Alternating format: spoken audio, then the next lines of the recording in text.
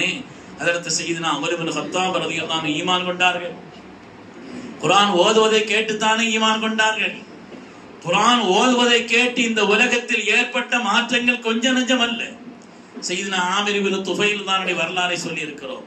ஹஜ்ரத் ஃபுதைல் இப்னு இயாத் ரலியல்லாஹு அன்ஹு அவர்கள் அவருடைய உள்ளத்தில் ஏற்பட்ட மாற்றம் ஒரு ஆயத்து தான். அலம் யகனில் லதீன ஆமனு அன் தக்ஷா குலூபுஹும் லிذிக்ரில்லாஹ். அல்லாஹ்வுடைய திக்ரின் காரணத்தினால் அந்த மனிதருடைய உள்ளத்தில் இறையச்சம் வரக்கூடிய காலம் இன்னுமா வரவில்லை என்ற ஒரு ஆயத்து தான். அருமையானவர்களை எத்தனை தடவை கேட்டிருந்தாலும் கூட ஓதுதல் என்பது இருக்கிறது, உண்டாக்கக்கூடிய தாக்கம் என்பது சாதாரணமானதல்ல. குர்ஆன் ஓதுவதை கேட்டு எத்தனை பேர் ஈமான் கொண்டார்கள். குர்ஆன் ஓதுவதை கேட்டு ஜின்கள் இஸ்லாமானதை குர்ஆன் ஷரீஃப் சொல்கிறது. இன்னா சமிஅனா குர்ஆனன் அஜபா, நாங்கள் உன்னதமான ஒரு குர்ஆன் ஷரீஃபை அதை ஓதுவதை நாங்கள் கேட்டோம் என்று குர்ஆன் ஷரீஃப் ஜின்கள் ஓதியதை கேட்டு ஈமான் கொண்டதை அல்லாஹ் தஆலா குர்ஆன் ஷரீஃபிலே சொல்லி தருகிறார். குர்ஆனை ஓதுதல் என்பது மனிதனுடைய மனங்களிலே ஒரு சிரிப்பை ஏற்படுத்தி உன்னதத்தை தரக்கூடியதிலே குர்ஆனுடைய ஓதுதல் சாதாரணமானது. அதனால ஒரு ஓதுவதற்கான ஒரு பெரும் பாரம்பரியம் உலகத்தில் தொடர்ந்து கொண்டே இருக்கிறது. ஓதுதல் என்பது குர்ஆனுக்கு நாம் செய்யக்கூடிய கடமைகளிலே உன்னதமான கடமை. உலகத்தில் உள்ள புத்தகங்கள் எல்லாம் கருத்துக்களால் தான் முக்கியத்துவம். உலகத்தில் எல்லா நூல்கள்லையும் எதை கொண்டுங்க முக்கியத்துவம்? கருத்துக்களை கொண்டுதான். பைபிள் உலக மொழிகள் எல்லாம் அச்சிடப்பட்டிருக்கிறது என்று சொன்னாலும் கூட பைபிளினுடைய அசல் என்ன வார்த்தை அது இருக்காது, அது அதனுடைய மொழிபெயர்ப்பு இருக்கும். ஆனால் குர்ஆன் சரி உலகத்தில் எந்த மொழியிலே நீங்கள் மொழிபெயர்த்தாலும் சரி அதனுடைய ஒரு பக்கத்திலே அதனுடைய மூல மொழியான அரபியிலே உள்ள குர்ஆன் இருந்துதான் ஆக வேண்டும். அதுக்கு பேரு தான் குர்ஆன். இல்லைன்னு அதுக்கு பேரு குர்ஆன் இல்லை. இல்லைன்னா தர்ஜுமான்னு சொல்லலாம், மொழிபெயர்ப்புன்னு சொல்லலாமே தவிர குர்ஆன் என்ற பெயரை இடம்பெறாது. குர்ஆன் என்று வேண்டுமானால் அதனுடைய உலக புத்தகங்கள் அனைத்திலையும் அதனுடைய கருத்துக்கள் தான் முக்கியத்துவம் என்றால், அருமையானவர்களே, பல மொழிகளிலும் குர்ஆன் ஷரீஃப் தர்ஜுமா செய்யப்பட்டிருந்தாலும் கூட அதனுடைய அடுத்த பக்கத்திலே மூல மொழி இருந்தால்தான் அதற்கு பேர் குர்ஆன் ஷரீஃப். அதனாலே குர்ஆன் ஷரீஃப் என்பது இருக்கிறதே அதனுடைய ஓதுவதை கொண்டும் கூட அது உன்னதமான ஒரு பாரம்பரியத்தையும் ஒரு பண்பாட்டையும் நமக்கு இஸ்லாமிய நடைமுறையும் சொல்லித் தருகிறது. சூரத்துல் பையினா, சூரத்துல் பையினா லம் யகுனில் லதீன கஃபரு ஆயத்து இறங்கிச்ச கண்மணி ரசூலுல்லாஹி ஸல்லல்லாஹு அலைஹி வஸல்லம் அவர்கள் சையதுனா உபய் இப்னு கஅப் ரலியல்லாஹு தஆலா அவங்களை கூப்பிட்டு சொன்னாங்க, இன்னல்லாஹ அமரலி அன் அக்ரா அலைக்கல் குர்ஆன். ஹஜ்ரத் உபய் இப்னு கஅப் அவர்களே, அல்லாஹ் தஆலா இந்த சூரத்துல் பையினாவை லம் யகுனில் லதீன என்பதை இதை உங்களுக்கு ஓதி காட்டும்படி என் ரப்பு எனக்கு கட்டளையிட்டு இருக்கிறான் சொன்னார். ஓதி காட்டும்படி எனக்கு என் ரப்பு கட்டளையிட்டு இருக்கிறான். ஹஜ்ரத் சையதுனா உபய் இப்னு கஅப் தான் கேட்டார்கள், அல்லாஹ் சம்மானில என் பெயரை சொன்னானு கேட்டார். நாயகமே என் ரப்பு பெயரை சொன்னானா? காலசெல்லாம் சொன்னாங்க, ஆம் ذكرت عند رب العالمين, ரப்புல் ஆலமீனா நான் நினைவு கூறப்பட்டிருக்கிறேன். அல்லாஹ் தஆலா என்னுடைய பெயரை தகப்பனாருடைய பெயரை சேர்த்து சொன்னான் என்பதை கேட்டு கால நஅம் ஆமான் ஸல்லல்லாஹு அலைஹி வஸல்லம் ஃபதரஃபத் ஐனா, கண்களிலிருந்து கண்ணீர் வடிந்தோடியதாக வரலாற்றில் நாம் பார்க்கிறோம். அருமையான பெருமக்களே, இன்னைக்கும் குர்ஆன் ஷரீஃப் ஓதப்படுகிற காரணத்தினால் தான், அடிப்படையான விஷயம், ஓதப்படுகிற காரணத்தினால் தான் 1400 ஆண்டுகளாக அதை கடந்தும் கூட உருமாறாமல் குர்ஆன் இருக்கிறது என்று சொன்னால் ஓதப்படுவது முக்கியமான காரணம். மற்ற வேதங்கள் எதுவும் ஓதப்படுவதில்லை. ஓதப்படாத காரணத்தினாலே, மற்ற வேதங்கள் ஓதப்படாத காரணத்தினாலே அவர்களுடைய வணக்க வழிபாடுகளிலேயும் கூட அசலிலேயே மாற்றம் வந்து விட்டது. அல்லாஹ் குர்ஆனிலே சொல்கிறான், ஒரு ஹுபானியத்தனி புத்ததஊஹா மா கதபனா அலைஹிம், துறவரத்தை அவர்கள் புதிதாக உண்டாக்கி கொண்டிருக்கிறார்கள். நாம இதுவரை எந்த வேதத்திலையும் துறவரத்தை சொல்லலையே நல்லா சொல்ற. இதுவரை எந்த வேதத்திலும் துறவரத்தை நீங்கள் கடைபிடிக்க வேண்டும் என்று கட்டளையிடவில்லை, அவர்களுக்கு நாம் சொல்லவில்லை என்று அல்லாஹ் சொல்கிறான். ஆனால் வேதத்தில் சொல்லப்பட்டதாக இவர்கள் சொல்லிக்கொண்டு துறவரத்தை சில மதத்தவர்கள் பின்பற்றுவார் என்று சொன்னால் வேதம் கொடுக்கப்பட்ட அவர்கள் அந்த வேதத்தை ஓதவில்லை. அதனுடைய கருத்துக்கள், அதனுடைய மொழிபெயர்ப்புகள் என்று மாத்திரம்தான் பரவியது அல்லாது ஓதப்படாத காரணத்தினாலே அதனுடைய அசல் சமயத்தினுடைய நடைமுறையும் கூட மாற்றப்பட்டிருக்கிறது.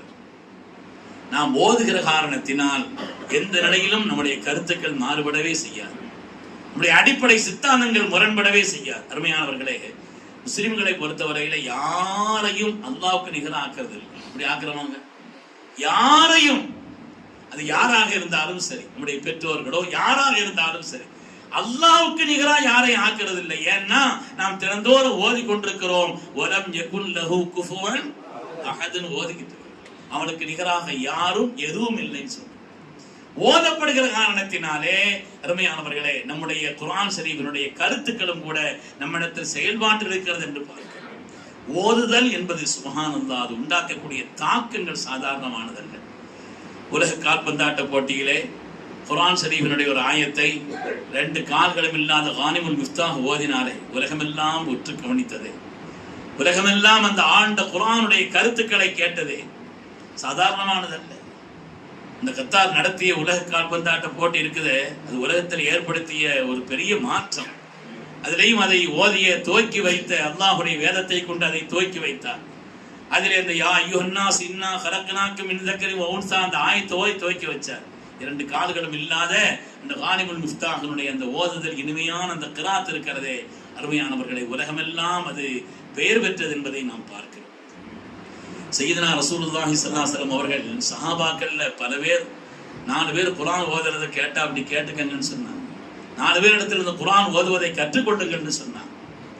சையதுனா உபய் இப்னு கஅப் ரலியல்லாஹு தஆலா அவர்கள், ஹஜ்ரத் அபூ மூஸா அஷ்அரி ரலியல்லாஹு தஆலா, ஹஜ்ரத் சாலி மௌலா அபி ஹுதைஃபா ரலியல்லாஹு அன்ஹு, ஹஜ்ரத் முஆத் இப்னு ஜபல் ரலியல்லாஹு தஆலா, அவங்க குர்ஆன் ஓதுவதை அவர்கள் சொல்வதை நீங்கள் கேட்டுக்கொள்ளுங்கள், அவர்கள் சொல்வதை போல் ஓதுங்கள்னு சொன்னாங்க.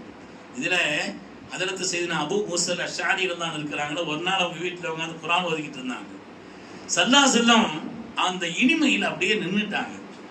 குர்ஆன் ஓதக்கூடிய அந்த இனிமையில் அப்படியே நின்னுட்டாங்க. நின்னுட்டு அதுக்கு பிறகு ஸல்லல்லாஹு அலைஹி வஸல்லம் ஹஜ்ரத்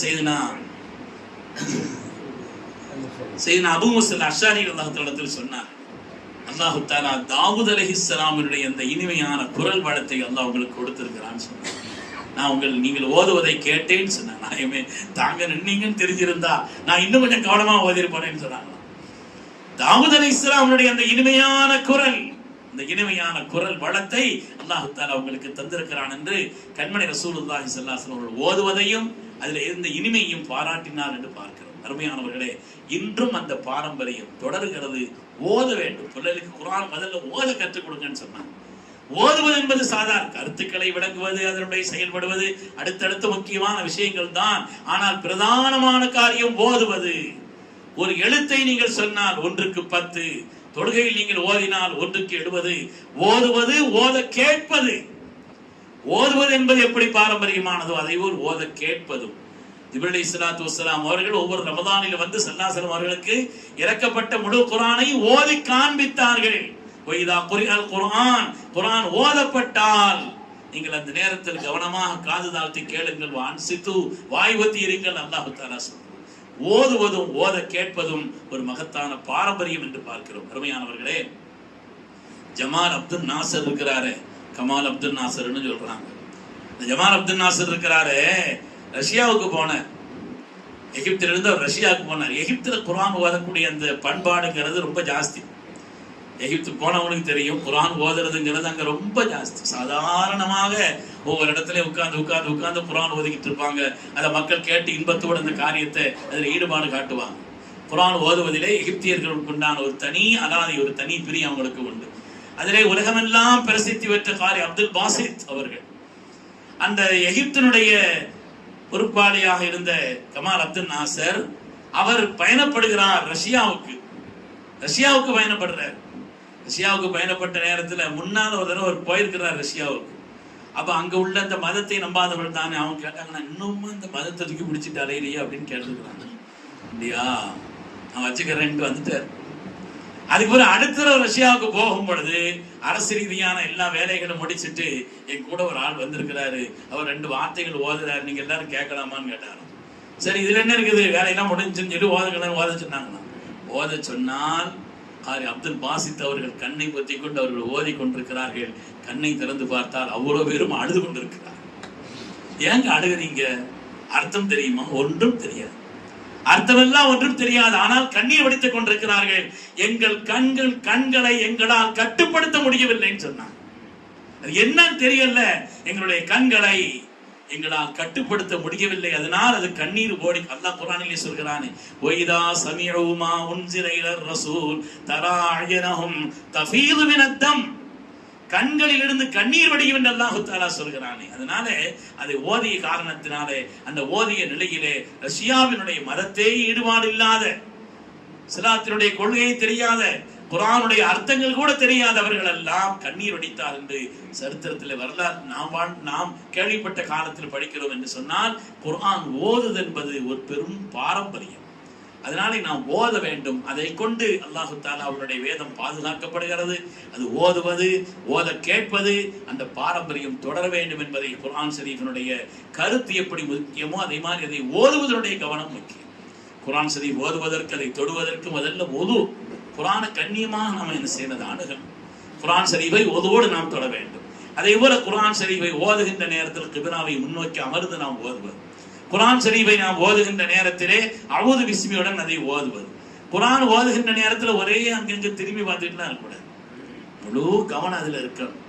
மிக்க அவசியமான ஒரு நேரத்தில் நாம் திரும்புவதாக இருந்தாலும் கூட நிதானமாக குர்ஆனை நாம் மூடி அதற்கு பிறகு நாம் குர்ஆனுடைய கண்ணியத்தையும் அதனுடைய உயர்வையும் மனதில் கொண்டுதான் அந்த காரியத்தில் நாம் ஈடுபட வேண்டும். குர்ஆனுக்கு மேல ஒரு பொருள்களை வைக்கக்கூடாது, அதனுடைய கண்ணியத்தை பேண வேண்டும். அருமையான பெருமக்களே, அல்லாஹு தஆலா குர்ஆனுடைய கண்ணியத்தை பேணி அதை சிறப்பான முறையில் காலமெல்லாம் ஓதுவதற்குண்டான உயர்ந்த ஒரு நிலையை அல்லாஹ் நமக்கும் ஏற்படுத்தி தந்தருள்வானா. குர்ஆன் ஓதுகிற காரணத்தினால் என்னென்ன பயன்பாடுகள் குர்ஆனில் சொல்லப்பட்டிருக்கிறது.